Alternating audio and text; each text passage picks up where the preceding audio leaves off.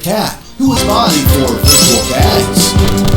Another boss that did early on was Root Pack, which was meant as a welcome mechanics. Remember, kids, you too get telekinetic powers.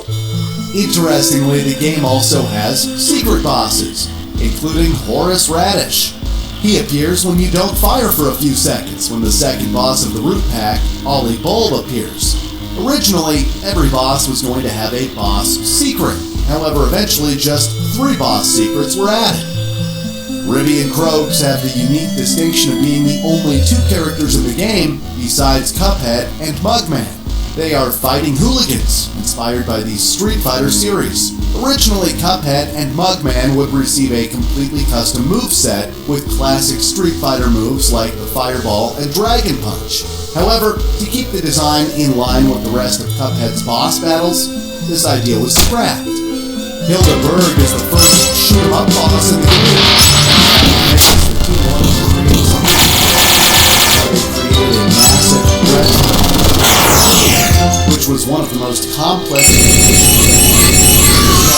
The brothers knew they wanted an anthropomorphic boss. They were often featured in 1930s animations, including the 1930s trees. That's why Cagney cartoons is Farm Floral Hero. It is one of the more iconic bosses in Cuphead, and its name comes from James Cagney, a famous film star from the 1930s who was known for his dance moves. Fun fact, Cuphead won the Guinness World Record for the number of boss battles in a run-and-gun game by having more than 30, compared to the record's 25 in Alien Soldier.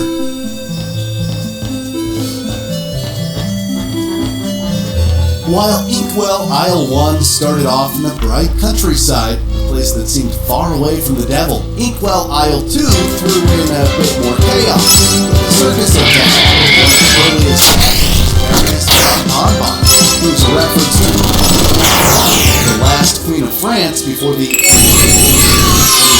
her head can come off as she was beheaded in real life. And a famous quote often attributed to her was, "Let them eat cake." I truly love the creativity in the game. Other bosses on the island are Beppy the Clown, Wally Warbles. Jimmy the Great is the only boss in the game with 5 unique phrases. And there is Grim Matchstick, with the dragon being the hero's ultimate test. The name comes from Grim Natwood, a lead animator for Snow White.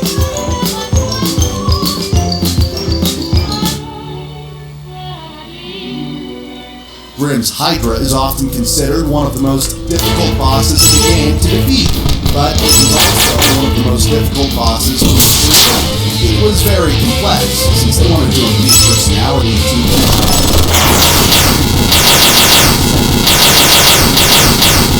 sync. Fun fact. The entire game as fast as possible. On speedrun.com, the world record for regular difficulty is by Grangius, who completed the game in just 28 minutes and 13 seconds.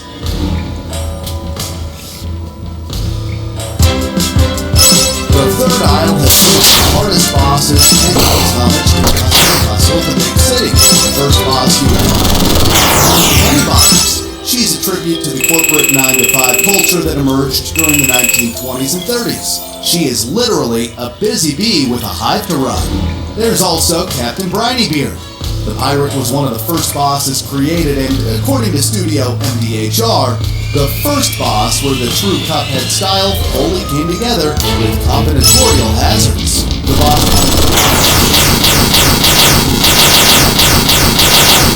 licks the cats, the goose who laid the golden egg. From a cute mermaid to Medusa to a floating head, this basically is 1930s animation in a nutshell. During the design process, the team knew they wanted a dangerous stun lock moment. This idea came to fruition in the second phase, where an energy blast will turn you into stone. Sally's stage play is most likely inspired by Sally Swing, the blonde character from Benny Boop. Another fun bit of trivia.